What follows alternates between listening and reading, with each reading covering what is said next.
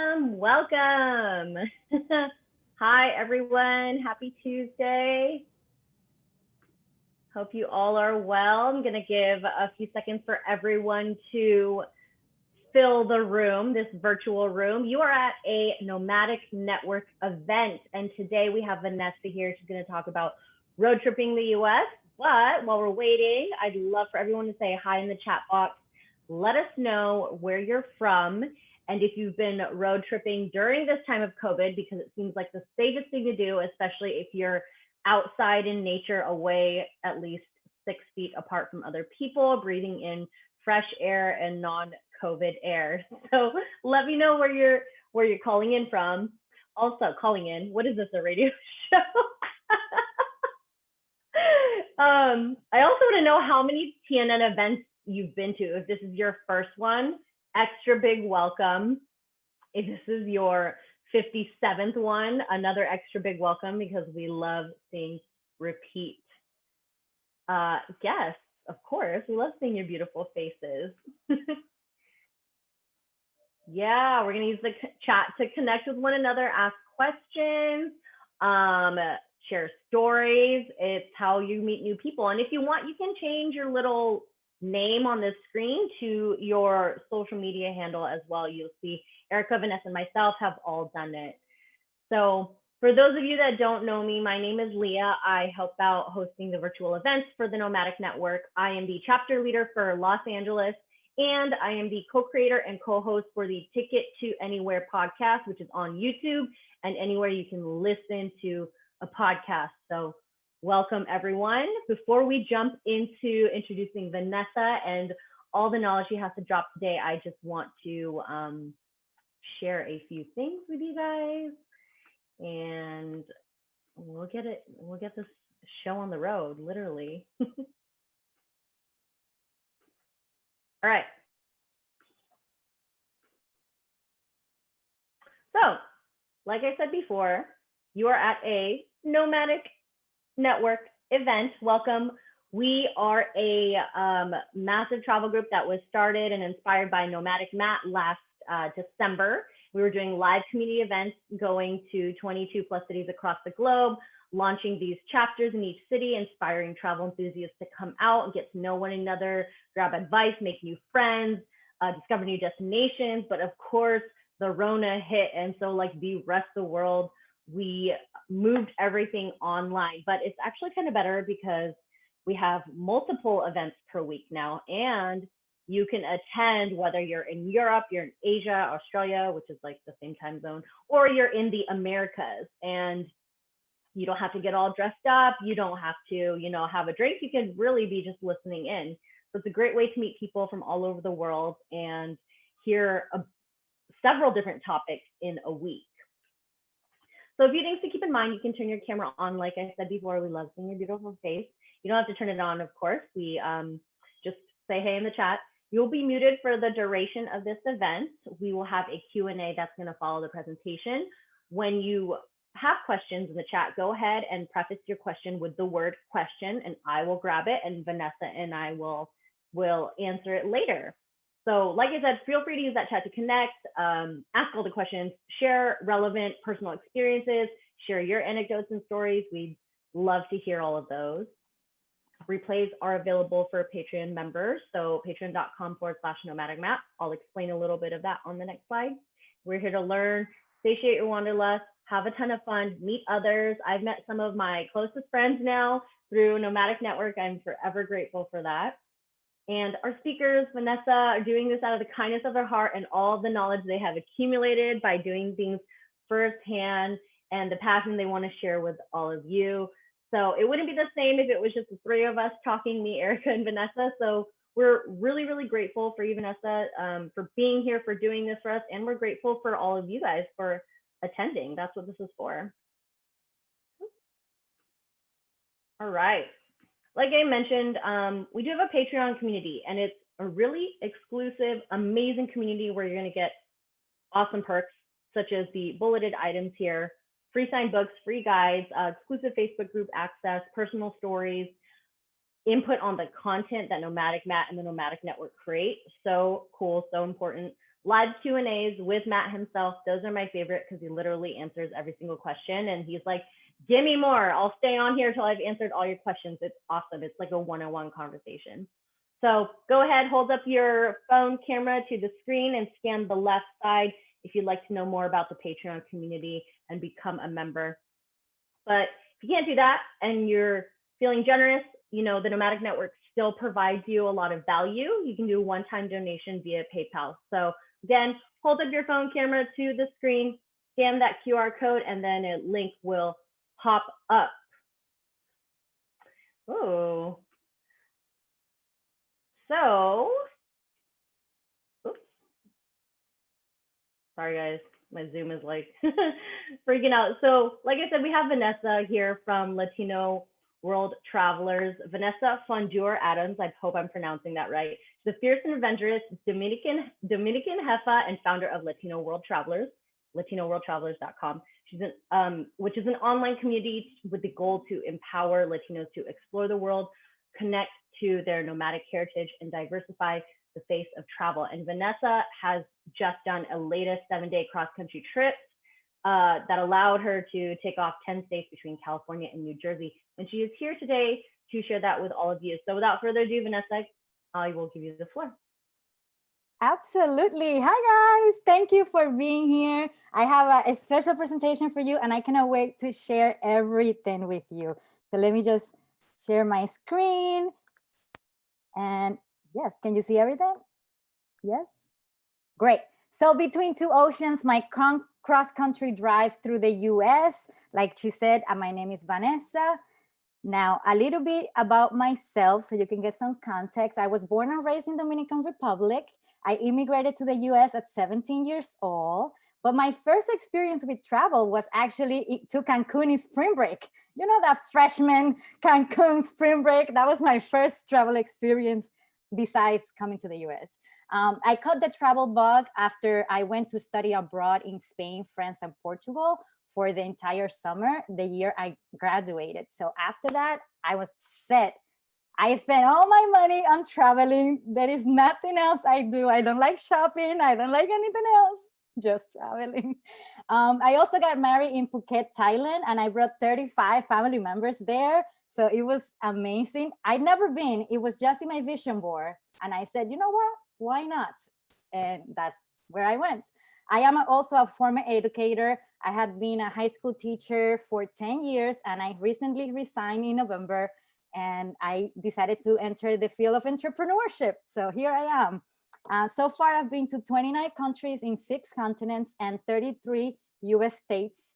I just went to Rhode Island and Connecticut this past weekend, so now I'm at 33. And my dream destination is Antarctica because I want to sleep on the ice and be able to wake up to penguins walking around me. So that's my dream destination.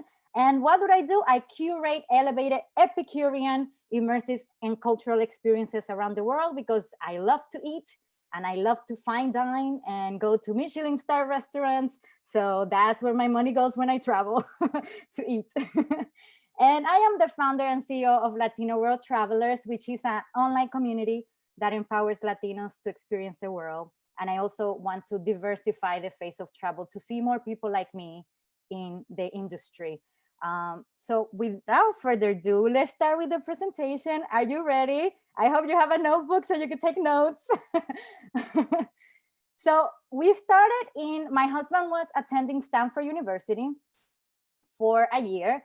And I told him when you graduate, I want to do a cross-country trip coming back home. We live in New Jersey. We were back and forth about it because he didn't really want to go that whole route. And then I told him, you promised to me. And then COVID hit. This was in July. This trip was at the end of June and July. I told him, now you have to, fulfill your promise that you told me when I came here to California. And he said, okay, let's do it. So we left from California. This is our mileage starting point with our car. We actually had shipped our car from New Jersey to California. So now we were just bringing it back home. In the 17-day journey, these are the states that we cover. So this is the map. of course, Google didn't allow me to do more than 10 locations, but you can kind of see what was our route. So the way I broke down the driving is for every short drive, about 3 to 4 hours, we stay only one night in that specific destination that we arrived. And then if the drive was long, like 7 to 9 hours, 9 was the longest, then we stayed 2 nights at that destination that we arrived. This allows us to like feel more settled. And my husband actually completely enjoyed that part. He said the driving part was the most enjoyable for me because you broke it down in such a way that I never felt tired. So if that works for you, then this is a great way to do it. Now, in California, we stopped in Sacramento. That was our first stop. And we went to the state capitol because I wanted to compare it to the one in Washington, D.C. And we went to this really nice cafe, and you have to try their chicken pesto panini. It was amazing. I was like crunchy and just super tasty. You know, I always follow food, so definitely go there. Currently in Midtown, Reno. This place has a lot of restaurants and little stores, definitely up and coming. This street specifically is South Virginia. So I hope you visit because you have Midtown Eats around here, Two Chicks, which is where we just order breakfast, and Soup, which is supposed to be a really cool place. So when we went to Nevada in Reno, the lodging wasn't actually that good, even though it was a huge resort and casino, but no one was wearing a mask and everyone was smoking. And I was just like, oh my God, take me out of here. But everything was closed too. Most of the restaurants were closed because it was like almost in the middle of it. But we were able to find this place, Two Chicks, and take food to go. So, but even the restaurants that I had researched to go, they were closed too. So, but in the future, when you go, this is the street that has all of the restaurants. So definitely go there. Now this I is just in wanted you to Elko. see like how we Look just at that come food. It was off the bone. so good. That's how soft So, it is. Oh Lord Jesus. It's about to be all over again. So this is the Star Hotel Basque Dining. So they apparently had a very large population of immigrants from the Basque region in Spain, and they came in the 1870s. And then after that, they settled there and they were working in farming. And now they kept the traditions. So they have a festival once a year. We weren't there for the festival, but they have this restaurant, and it was the best croutons I've ever had, guys. I don't say that lightly. The best croutons I've ever had. I had them there. She even brought a bag for me to take with me, which I use in the future salads that I ate because it was that good. So we just stopped there coming from Reno and heading towards our next destination, which was in Idaho. Check this out, guys. This guy is about to jump from so this is the bridge, and people do base jumping there. They just jump. This is something people just do for fun. Wow, he did a backflip and everything. Wow. They just jump. I wish you could see this, guys. I wish you could see it. Paragliding kind of thing. This is so cool. But people do that for fun. And then they land. I mean, I've gone skydiving, but I don't know if I could do this by myself. No, I could do it attached to someone, but not by myself. And this is a very nice restaurant because you get an entire view of the Snake River, and it's called Elevation 486. And I highly recommend that you try their Idaho trout. And they also have Idaho wines, specifically from that region. So that's another thing that I will highly recommend that you try. Also in Idaho Falls, they have Shoshone Falls. So it's a very beautiful waterfalls that, how do you say that? Arcoiris. I forgot the word, right by my arm, with multiple colors. I forgot the word in English. Rainbow. Rainbow. That's actually an actual rainbow. Like I didn't make it up. Is there? And they have a section that they kind of closed off, so you can in the shape of a pool, so you can go with families. There were a lot of children. They were also jumping from the high rocks into that area, and people were having picnics. So you can definitely spend just a whole day in Shoshone Falls if you wanted to. We also went to this area here, Malat Gork State Park. It was so beautiful. You just think about the history and like these views. I never imagined this was even in the United States. When you are there, you think you're somewhere else. Just be careful when you're there. I fell and cracked my entire phone when I was there, but just be careful because the floor is very uneven, but it was gorgeous. I love the United States and going across and seeing all the different sites and the landscapes. It's like, wow, every state is so different. And you never think that. Sometimes you think like, oh, the United States is just one country, but it's so different. This is my husband. I just want you to see this. Got me going crazy.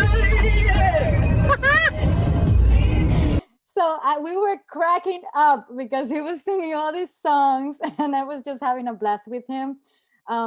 We were also looking for Black-owned establishments, and we found this one is supposed to be the best barbecue in the entire state of Idaho.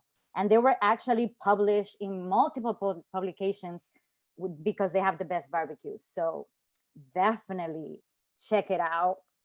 It was really good, really juicy, and the owner was really welcoming, and you know. This is Korean marinated Wagyu with fried rice, bone marrow fried rice. So this is bone marrow fried rice with Korean marinated Wagyu. Oh my goodness, so good. So this was at a place called Gather, and everything that we ate there was just amazingly delicious. The whole town is very walkable. When you go outside, it's tons of restaurants. There is a park, tons of places to go shopping and drink. You see the mountains in the background. So this is in Jackson Hole. And actually 2 days after that, they were talking about Kanye West and his ranch that is like around that area. And I'm like, oh, look at me. I am by where Kanye West lives. So, and the drinks are so good. I highly recommend you try the watermelon margarita. It was delicious. My husband had the Teton Mule because the Teton National Park is right there. So this is the view of Grand Teton.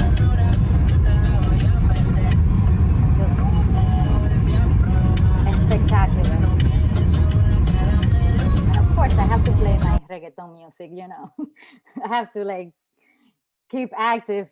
The trip was super fast. So we did Grand Teton and Yellowstone all in one day. And people are always surprised by that because it's two very big parks and we did them both in one day. I mean, we didn't have a lot of time, but we wanted to enjoy that park. So, and it was actually a suggestion that someone gave me in my group, Latino World Travelers. I was actually gonna go up to Montana and come across to Yellowstone. And they said, oh, well, you're already in Idaho. Why don't you go from the bottom through Grand Teton? And I was like, oh, you know what? So I canceled that hotel and then I just went from the bottom all the way up. So one thing that I will highly recommend is that you get the annual card to enter into parks because it's only $80. And if you are gonna go through the entire US, might as well. Sometimes a park entrance is like about $30. So if you just pay 80 and you can use it for the whole year. So I think it's completely worth it if you're gonna go like hopping from park to park. We also stopped at Jenny Lake. The lodging around Jenny Lake was closed. That's where we wanted to stay originally and ended up staying in Jackson Hole. But look at the pictures. They're just so beautiful. If you are like an Instagram kind of person, there's so many Instagrammable places to take pictures. This is all faithful. So a lot of people That's there. high. That's really You have to wait at least half an hour to get like a good view. Yeah, the It's front. going and going. wow. Very tall. But before we got to Old Faithful, we also stopped at West Thumb, and that's where they have like the pools, the blue pools. So it's just everything is so beautiful, and you think like, how does this even exist? It's just, I love seeing stuff like this, and it's what inspires me to travel, because I don't want people to tell me. I want to go see it by myself with my own eyes.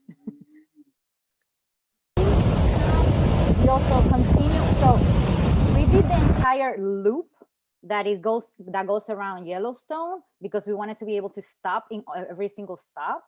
So one of the stops was the Grand Prismatic Spring, which is also my background, the Grand Prismatic Spring. But you can also hike up the mountain and take a view, a picture of the view that you can actually see all the range of the Grand Prismatic. I didn't have time to do the hike because we were doing it all in one day. But I will highly recommend maybe that you do 2 to 3 days, maybe, because some people go to see the animals, birding, or they want to see wildlife. And you see everything in Yellowstone. It's so beautiful. This is by the Yellowstone Lake. We were driving out of the loop, heading towards the east entrance of Yellowstone, and I had to stop. I'm like, this deserves a picture, this sunset. So we stay in this accommodation, Shoshone Guest Ranch. That's right outside the east entrance. But we arrived kind of late. It was already 9 p.m. by the time we arrived, and they didn't even have food because everything closes early because of the pandemic. And we're like, what are we gonna eat? So they find some soup and they gave us soup. Otherwise, we were gonna go to bed hungry. Then we continued the journey and we stopped at a small town that is called Shell. And it was 83 people town. Whenever you enter a town, it actually says the population outside. And when I saw 83 people, I'm like, what? So I took a picture immediately. And then we saw a cafe that said they have lattes. And we stopped, and then I tried huckleberry ice cream. So they have like these exotic fruits that I don't find in New Jersey. So I'm like, I need to try this ice cream. But my favorite drive, it was when I drove through Bighorn National Forest. Just seeing the Red Rock Cliffs, it was my absolute. It was very dangerous. We had to actually drive 10 miles per hour to be able to drive to there, because it was so many curves. And at the same time, you want to be able to absorb the views. So it's like, I have to go very slowly to be able to see everything, but it was unbelievable. And then we stopped for food on a random town. It was really that random. It was called Fourth on Main Bar and Grill, and we just had a delicious Caesar salad. It's Buffalo, Wyoming. I'd never even heard of that town before in my life. We just stopped because it was stricken, and we were like, we need to get something to eat. But everyone was so nice everywhere we went, and we had an amazing time. Then when we left Shoshone lodging on the east entrance of the Yellowstone, that was the longest drive. It was about 8 to 9 hours. And because we were heading to South Dakota and we wanted to be able to sleep in Rapid City. There we spent 2 days, and we stay in the center of the city because we figure, we will go for 1 day and explore Mount Rushmore and Crazy Horse and everything. It's about 30 minutes away. And then we will come back up and continue the route going through Badlands and across the state. of South Dakota. So everything was closed when we went to Mount Rushmore, like where the flags are normally where you go. So we couldn't go through. So I had to go through the side and try to take a picture. I mean, I think it looks good. But we didn't have access to things because, you know, I will say at least spend there an hour minimum if you want to learn more about the history or hike around it, because I know you can go under it and see it right there. But at that time, they weren't open. The entrance is just $10, and the ice cream, amazing. Is the Thomas Jefferson ice cream. It was just so good, guys. I'm sorry, I'm probably getting you hungry right now because I'm always eating. And then after that, we went to Crazy Horse. They have in the outside, they had an event sharing the story of the Native Americans and sharing the story of why they're creating Crazy Horse. But then once you're inside, you can also take a bus, but you have to pay extra for that. So they can take you closer and you are able to take this picture here. But you are not allowed to go up there yet. They have been constructing it for 70 years and they only have the face. So eventually they want to be able to do this whole thing with the horse and everything. So hopefully it doesn't take 70 more years to build, but I'm looking forward to going back again and seeing if, like, how they have developed it more.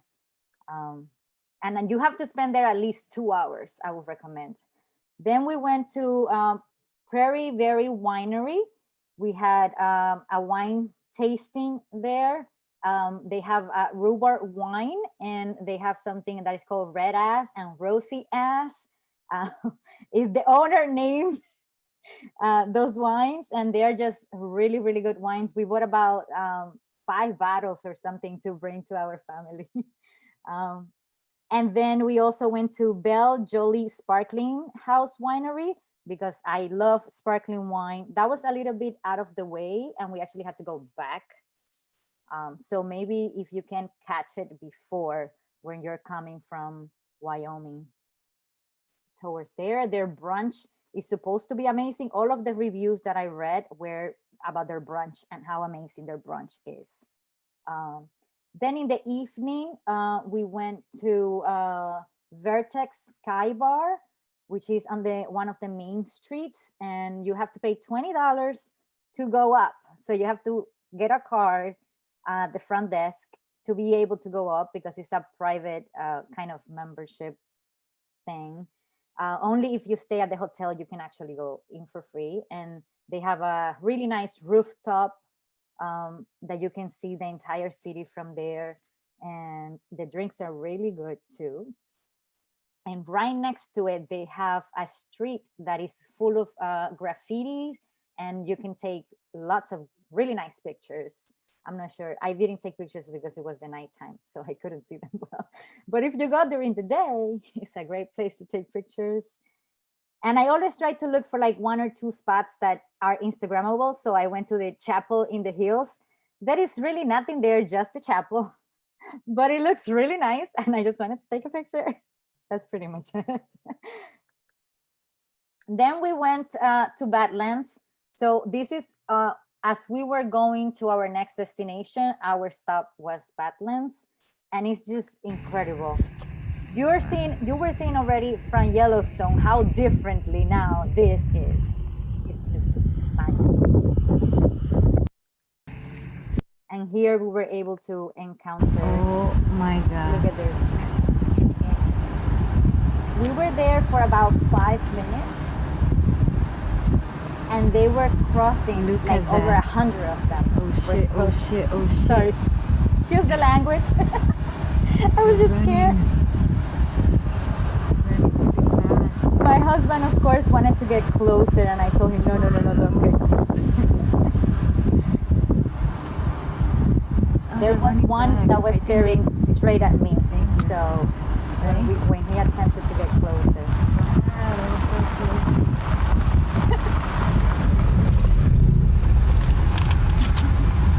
Stay here, baby. So you can experience that if you go further. When you go into Badlands, they have two different routes.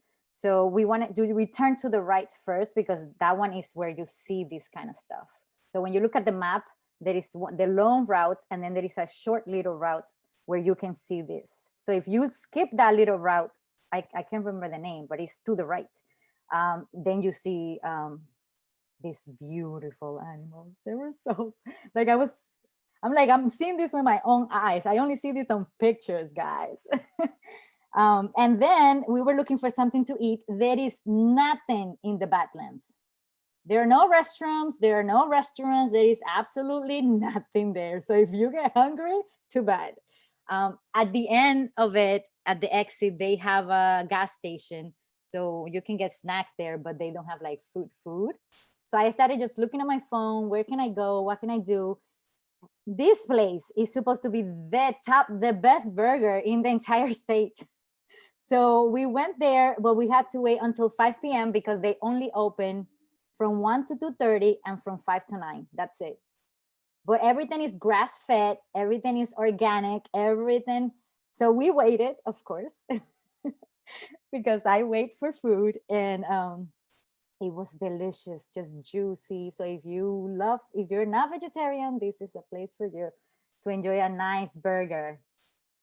Now we continue to Sioux Falls in South Dakota. So we left Rapid City, stopped in Badlands, went to eat, and then continue straight to South Dakota, but the city of Sioux Falls. We stay in the center of the city, in the Hilton Garden. Throughout our journey, we mostly stay in the Hilton, because whenever we stay there, we saw that they were super clean. They were doing social distancing at all times. They weren't allowing people to sit close either when they were having breakfast, and many of them had it to go as well.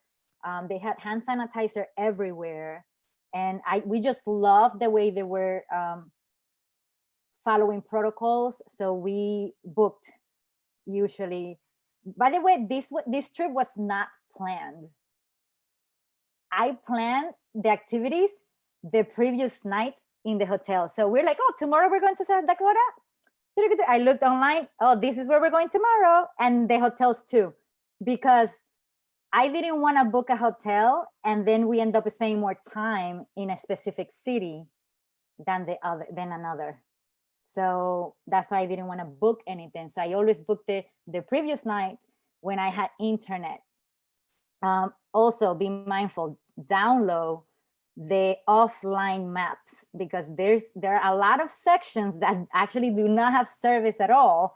And if you get stranded because you don't know where to go, then that's not good. Yes, definitely. I downloaded the offline map for every single city. So it was like this for everything. So we had lunch and wine at the market.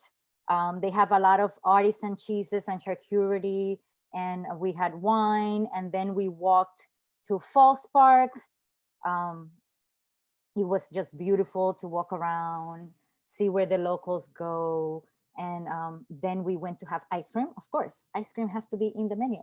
So this store is called Parlor. It's brand new, and it's called the Ice Cream House. So, and it was delicious, of course. This is a very nice bar, and it's called Carpenter Street. They have very nice cocktails, like very Instagrammable and very nice looking cocktails. And the place too looks like a speakeasy, if you want to call it, like dark and like super cute.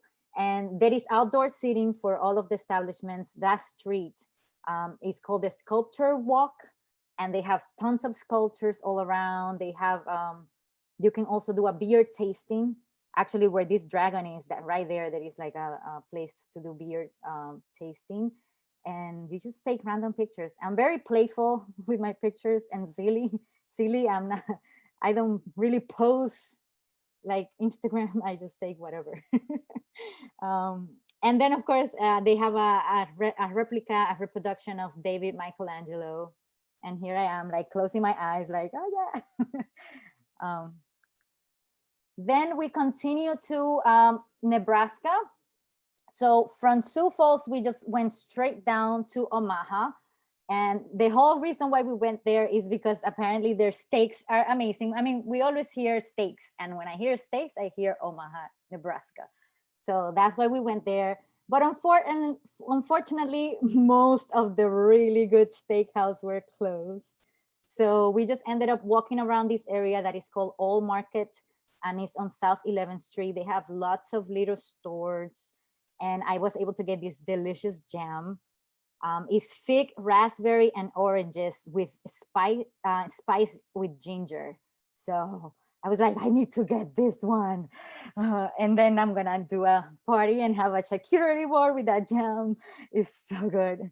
And on our way out, we went to Molecule Man. So unless you're looking for these things, you're not really gonna find it, because Molecule Man is actually outside of like the immediate Omaha. You have to like know what you're looking for, but it's really good. You see how tiny I am down here? That thing is humongous. So, and it's 3 men actually, but you can play with the angles. We ended up eating at this place that is called Upstream. It's really huge, and so apparently it's like the locals' favorite. So they have tons of places to choose from. Then we went to Iowa, and we stopped at Des Moines. So when we got there, again, most of the things were closed. But food is priorities. We got our priorities straight. We went to Splash Seafood Bar and Grill, and everything was so fresh. I actually couldn't believe it. I was like, because you usually think of fresh seafood when you're in the coast states.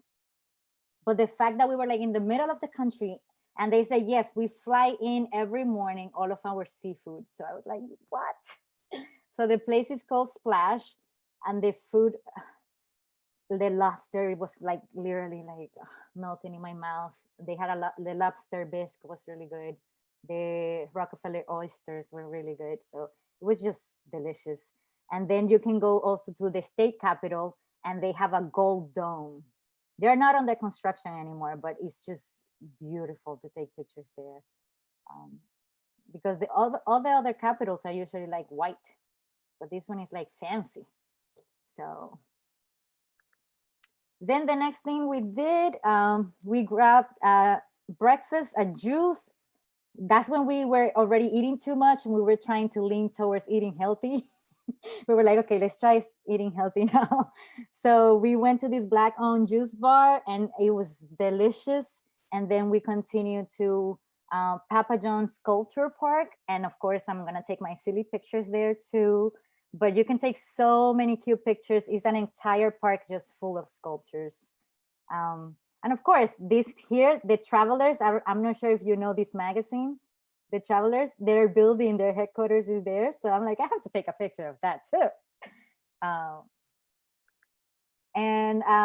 Once you are on your way in Iowa, you are most likely driving through Interstate 80, and they actually have the world's largest truck stop, and they have a museum there. So you can spend a couple of hours easily there. So we ate there, we just took pictures. They have many trucks all around that stop. So imagine any truck stop you ever stop, this is the largest one in the world. And I actually didn't know anything about this. It was one of our members of our group who wrote it to me. Oh, you're going through 80? Go to this place. So I'm like, okay, I'm gonna check it out. Because I didn't plan anything, but I asked people, oh, where should I go? And, create a whole dream trip out of it. Then we went to Chicago. We didn't spend a lot of time in Chicago because I wanted to do justice to Chicago and come back and see the entire city and visit more of the state. So it was more of a way to continue to Michigan. So we just stayed there one night. We stayed at the Virgin Atlantic Hotel. It was super cheap during the pandemic. It was about like $80. They have a very nice rooftop. So definitely check it out. You get a whole view, the whole view of the city from there because it's in downtown. And we just had dinner with a friend who lives there. We didn't really do much, but I'm sure I'm gonna be back, like 100% sure I'm gonna be back. Check this out. Troy. This water is so blue. Yeah. I cannot believe it. It's amazingly blue. Yes. So this is the other side that you see there on that video is actually Canada. So it's so close by. I'm like, I wish I could cross, but the borders were closed. So, but I would have totally done it. We just went to Detroit because my husband has a friend there. So we were going to stay over the July 4th weekend. And that's the place we actually stayed the longest, which was about 3 or 4 days, something like that. So we didn't necessarily go to many touristy places, but we went to like where he goes, his friend, and like we went to local places. And so we visited towns where like mansions are, and to see like, wow, these places are here. And he was taking us around like the new developments that are happening in Detroit because it's growing very rapidly. And then of course we had to go to the Motown Museum, but it was closed, but we were able to take pictures outside. So maybe in the future when we go again to visit, we can see this place. And make sure you definitely go to the harbor because there you can get beautiful views of that place. They also have the Heidelberg project. It's an outdoor art environment. So Tyree Guiton, he's the artist, and his mission is to improve the lives of people in the neighborhood through art. So he started buying each property in that block until he purchased all of them and then converted it into his art project. So he does all of the art pieces of arts that he creates are with how did I say this? Like repurposing things that already are like in our daily lives. So yeah, definitely go visit him. He loves to talk, and he loves to show you everything around. It's a whole street full of art. Definitely check him out.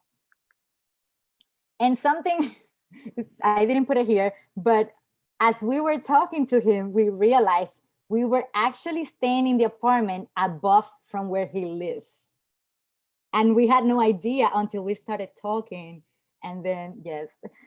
And the person in the same building that we were staying, one of the masters of techno in Detroit was our neighbor. He lived in the apartment next door. So we were like, oh, we are in an amazing building then, full of artists. So yes. Then we went to Cooper's Hawk. They are all over the country, and we had wine tasting. We were able to dine in, but they were seating everybody separately. Thank you. So I had the sparkling wine tastings. The food was delicious too. And we were able to grab a couple of bottles of wine also to go. Then we went to get ice cream again, of course. And then in the evening, we went to this really nice place. It's called Eldon Standard. They have outdoor dining, they have a bar, and also indoor dining. They also have this pizza oven, and the food is just good. If you go, get the grilled ribeye, and this is the black rice bowl. Delicious, that black rice bowl. I loved it. And their drinks were really good too. So this is us telling adios to Detroit. Before we left, make sure you visit the Central Market because they have so many murals all around the market. It's like you can go shop until you drop in that place. Many of the areas were closed because of the pandemic, but when it's summer and everything is out and everybody's there, tons of restaurants and places to go. And of course, we had to grab a smoothie because we were trying to eat healthier, and we were getting to Cleveland.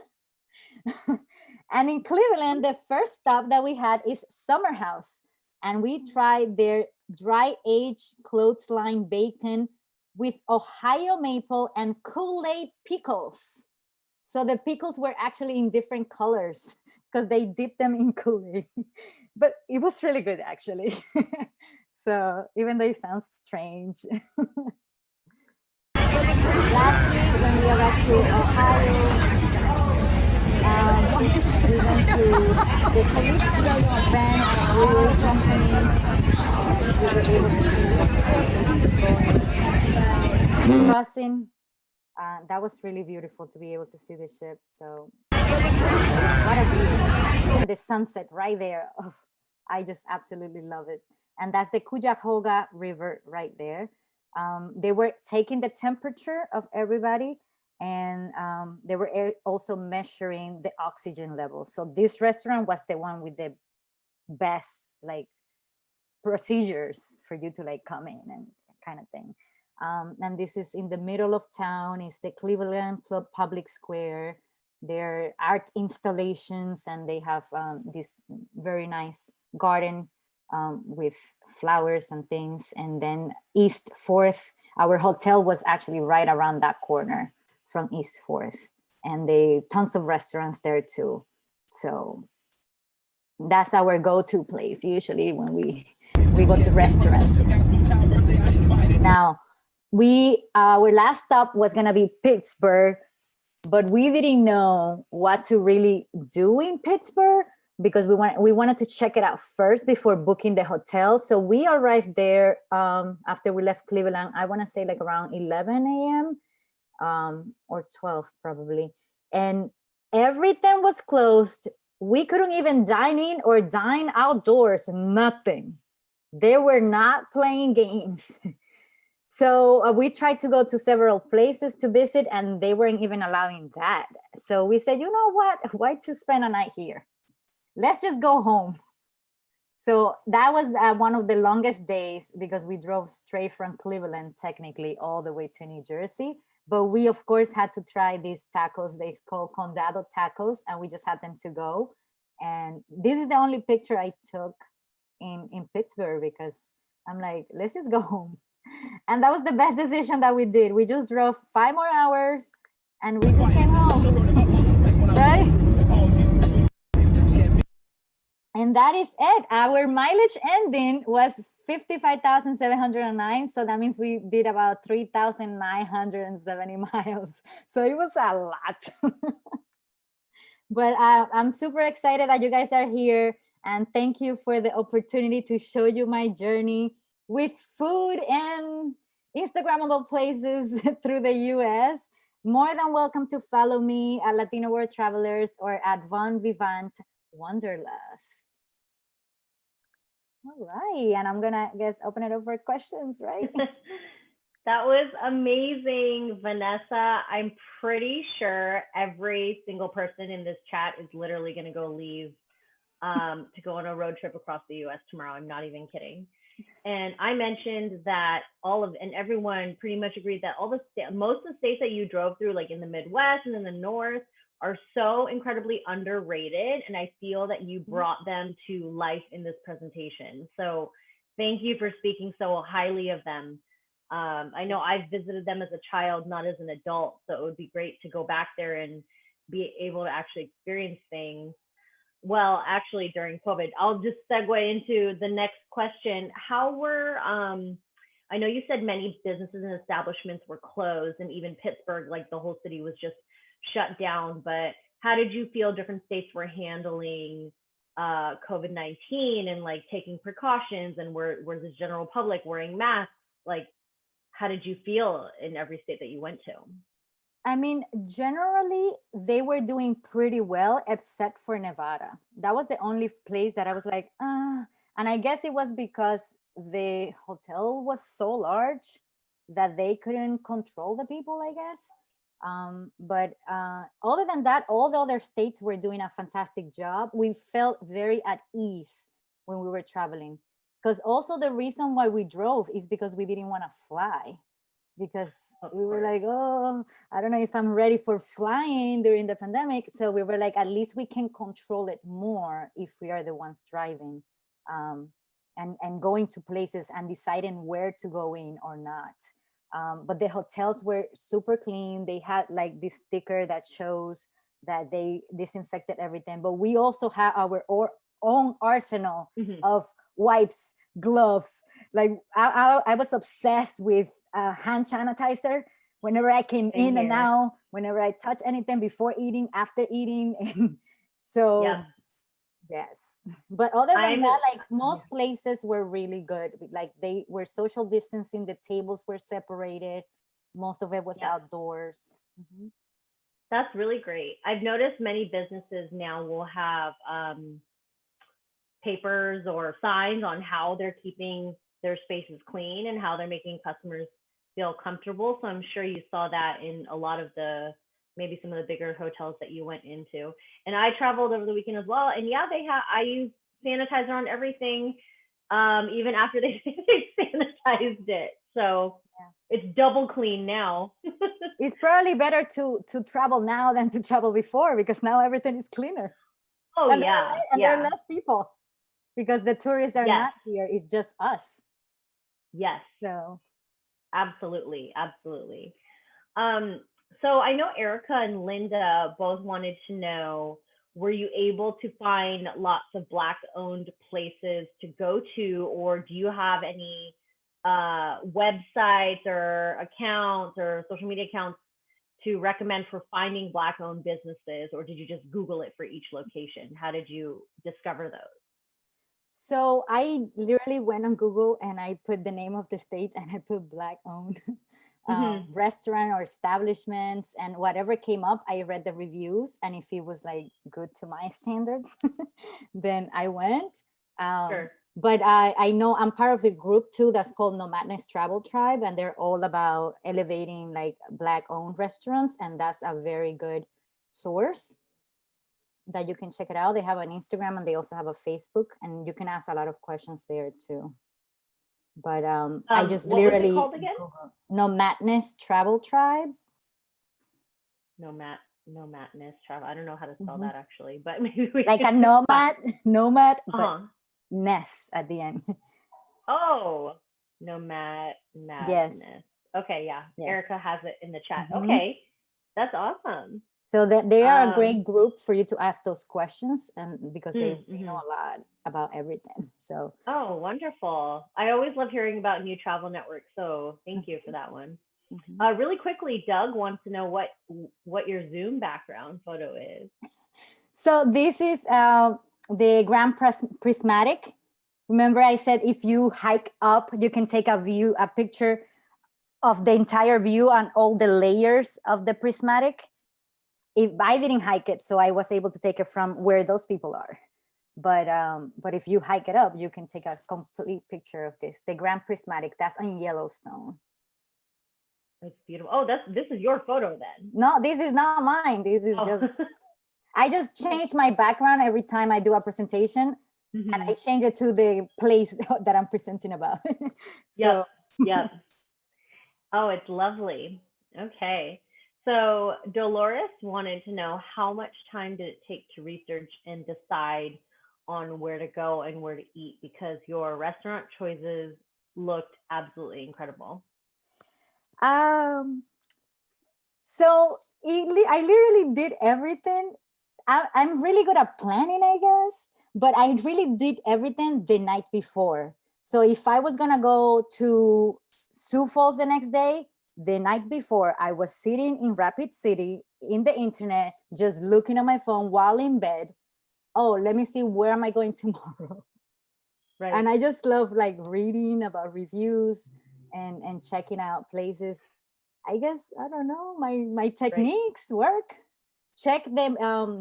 Eater is a good source to find good restaurants. It's like a magazine, online magazine, Eater. Yeah, I look there. I also check Open Table. I am like a diamond member or something like that. I have over, I think it's 50,000 points, which I've never actually used. Like I should use them though, because I could be outside a restaurant and I'm like, oh, let me check if it's in Open Table, and I get my 100 points and I accumulate my points, because you can use them later to pay for your own dining. So Open Table is a great place also. Yeah, I guess they're building out a whole program because I think people know them as a reservation platform, right? But now they're like reviews and discovery. But So I that's always cross cool. check whenever I find a restaurant that I like. I always cross check with Google. You know, when you look up a business and it shows the reviews of the business in Google, Mhm. I always Mhm. cross check with that because usually those are more recent and I want to see Yeah. who said what in the last 2 days. Yep. Yeah. 100%. I feel you on that in the same way. All right. Okay, so I guess that answered Marvin's question. Marvin said how much of your route and stops were planned in advance versus spontaneous. It was essentially all of it was spontaneous. Mostly it's spontaneous. Yeah. Normally, as a former high school teacher, I used to plan trips 2 years and 1 year in advance. With my students, 2 years. For myself, 1 year in advance. Yeah. Because I had a specific breaks and I did it to maximize my time wherever I traveled.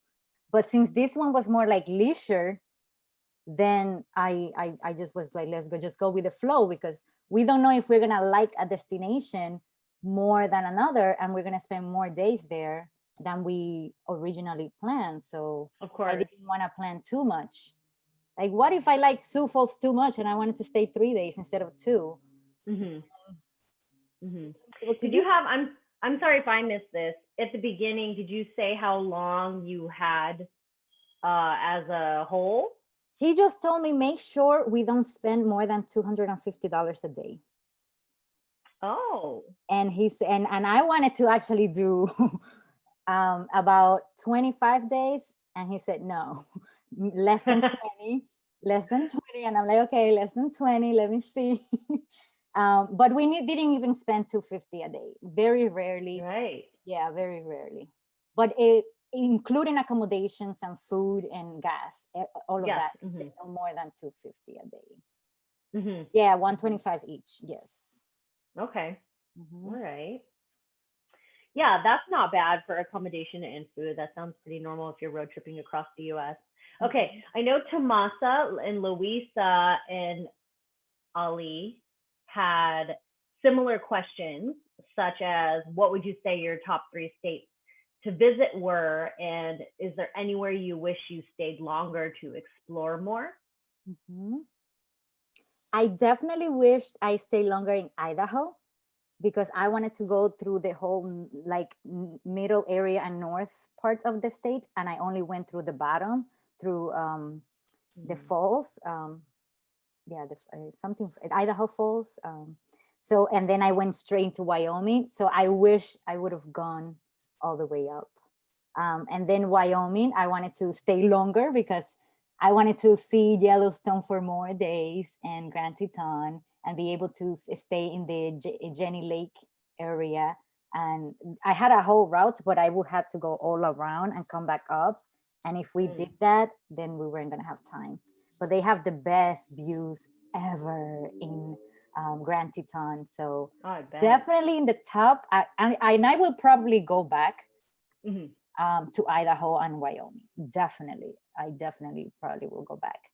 Yeah. And I will go back to Nebraska because I only saw Omaha as I was coming down from Sioux Falls. So I want to see what the Oh. rest of the state has to offer too.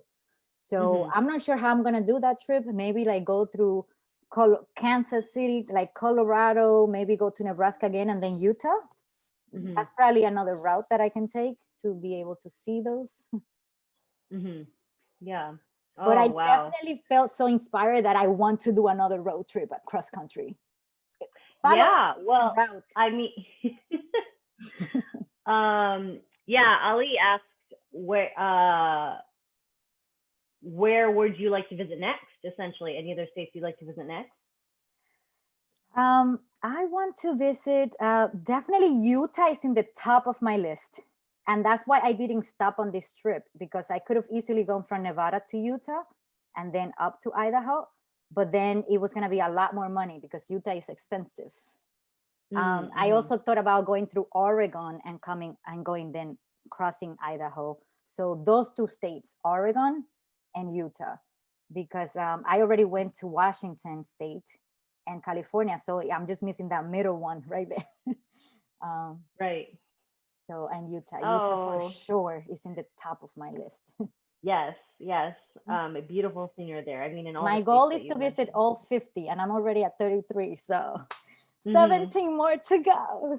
You are well on your way. Doug would like to know, did you encounter any other wanderlusters road tripping across the US as well? Yes, we saw people from Texas. They were coming all the way down from Texas, but they were spending 6 months. They say we're spending 6 months in an RV, just chilling, road tripping. And I'm like, what? That's hashtag goals right there. So hopefully one day, maybe I can get a crew to record me as I travel across the country. That would be nice. Right? Yeah, There were absolutely. a lot of people road tripping. Yep. Oh yeah, I feel like that once people announce working from home, people are like, I'm getting an RV, and my brain just can't comprehend that right now. Like getting an RV and souping it up and traveling across the country. We didn't even encounter traffic. The only traffic we encountered was when we arrived to Chicago. That's it. The entire trip, there was no traffic. Yep. Wow. Amazing. Well, you're going through a lot of like plains and national parks and monuments. I would hope there would be no traffic. So that's lovely that you didn't run into any. So Erica wants to know if you can tell us a little bit more about what you're doing with Latino World Travelers. Oh, yes. So I started it in 2015 as a Facebook group, just because whenever I travel, I rarely saw Latinos traveling. And I'm like, where are we? Are we traveling? Are we not traveling? Why are we not traveling? So I just started the group to share tips, to share flight deals that I came across. Like, I don't know if you ever got that flight deal to Dubai for $178 round trip a couple of years ago. I'm not sure if you remember, but that was like through Etihad. And the South Africa one, like all of those. And I'm like, I want to share it with my people. So that's why I created the group. And also because I wanted to feel represented. Sometimes when you look at magazines or when you look at the travel industry, I don't see myself. So I'm like, how can I start something where we feel like our voices are heard in this space? And so I started sharing my stories with the people in my group. And then, inspiring one person, one passport stamp at a time. And then I was not big on Instagram because I was a teacher. So I had to like have all my social media all, hiding, and I didn't want my students to find me. So I spent all my energy in the group. But I used to travel with my students too. Internationally, I went to China with them, to Greece, Ireland, France, Italy, Spain. We were supposed to go to Japan in April, but we couldn't. So, but traveling has been my passion, and I always want to share with everyone. It's a luxury, definitely. It's a luxury. My family necessarily cannot make it, happen for themselves, but I've taken them to different places. Like I took my mom to Morocco. I took my sister to France and to the UK. So little by little, you inspire someone, and until we see all of us out there experiencing other cultures and learning more, about other people. And with travelers, it's just I've been lately spotlighting Latinos that are already traveling, so we can see ourselves represented. I've also been hosting virtual travel parties similar to this one, where a Latino shares their experience in a particular country, and we have over 50 episodes already. My goal is to cover all of the countries in the world, to show that we go to every little rinconcito of every part of the world. So yes. And I'm developing also an e-course, sharing all of my tricks and hacks on how to work the travel system and learn about credit cards and points and miles and all that stuff. So I'm developing my own e-course for my community and for everyone who wants to purchase it. I'm also going to, I'm going to announce it here. No one else knows. I am planning the first Latino travel conference also in the United States. So you're the first ones to know. Awesome. We love exclusive information. Yes. So I'm so Oh, everyone is so stoked about that. yes. So Great. I cannot wait because I'm like, we need to elevate our people and our voices. So, you know, we're in this together. Right. Absolutely. Oh, well, we are loving the work already, and thank you for all of that information. Vanessa, I'm so sorry. I'm going to hand it off to Erica. I have to take care of a mini emergency, but excellent job, and we can't wait to have you back and learn more about Latino World Travelers. So, Erica, thank you again. Thank you. Hello, I'm Erica, and I help Matt run the Nomadic Network. Thank you so much, Leah. Okay, she's gone.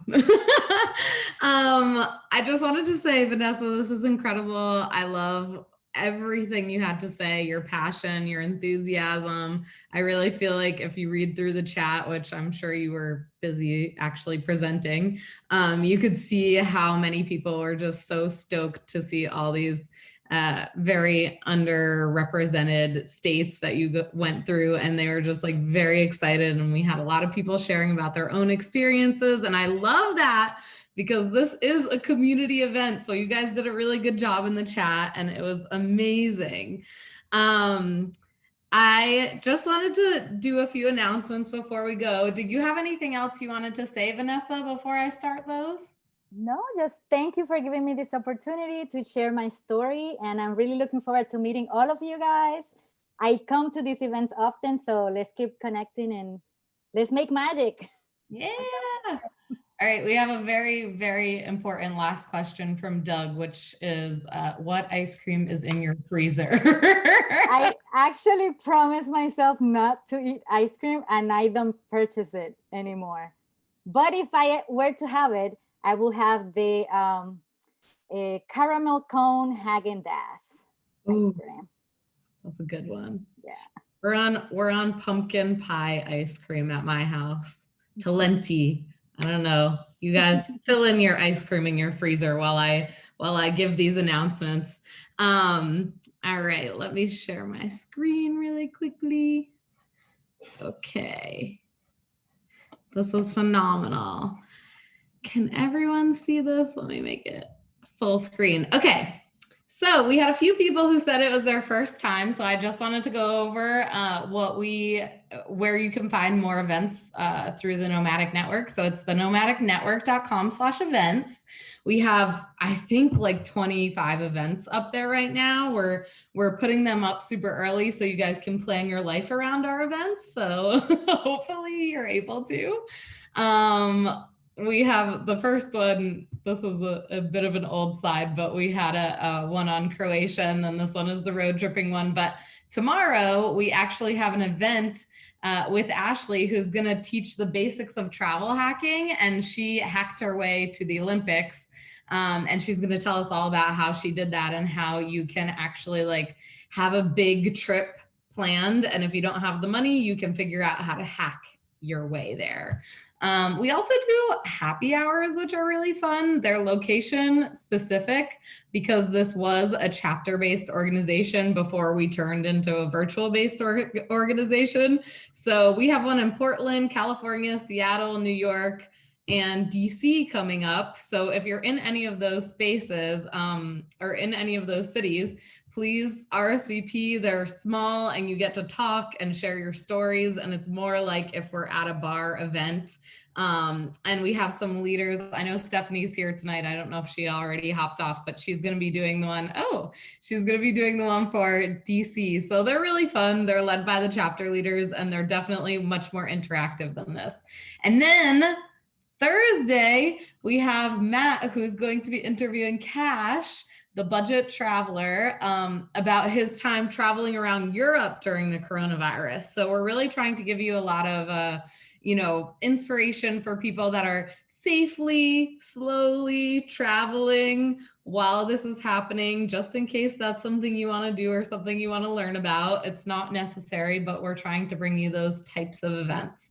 And then next Tuesday, it's not here, but next Tuesday, we're doing one on YouTube with Eileen and Mark, who have 80,000 YouTube subscribers. So I highly recommend, if that's something you want to do, show up to that one because they're doing the secrets of YouTube. So And then I just wanted to remind you that we do have an exclusive Patreon community. So if that's something that interests you, it's really fun. Nomadic Matt is putting together all sorts of content. We give free books, free guides, t-shirts, and all that stuff. And so I guess they're not free. You pay an amount each month to be a part of the community.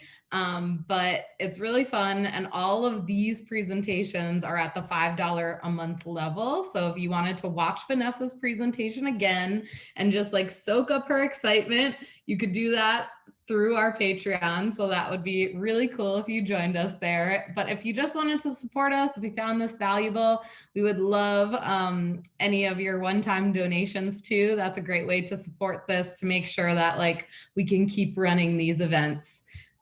You know, we do anywhere from 2 to 5 of these a week, and we have been since the beginning of the coronavirus. This is our 69th event, not including travel happy hours, which we've done at least 30 of. So there's actually a lot to go into this. And so we really appreciate your support, and we love that you're here. And that's my last slide. Thank you so much for being a part of the community.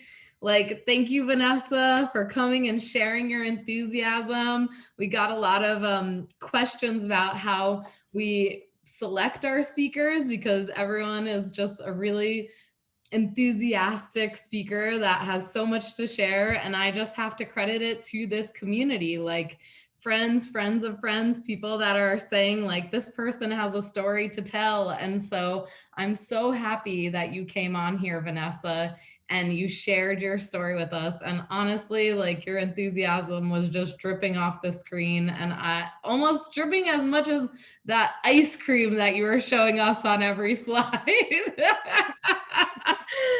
But I really appreciate it. And like Leah said in the beginning, these community events would be nothing without people coming to them. Like, this community is a really great community. I've made a lot of friends just since the beginning of the coronavirus through this. And I know that's true for a lot of you. So thanks for being in the chat. Thank you for like showing up. Thank you for participating, and tell your friends to come join us, because this is only going to keep on growing. So I really appreciate it. Have a wonderful night or day if you're in Singapore. Bye, Vanessa, and everybody who came. Thank you. All right.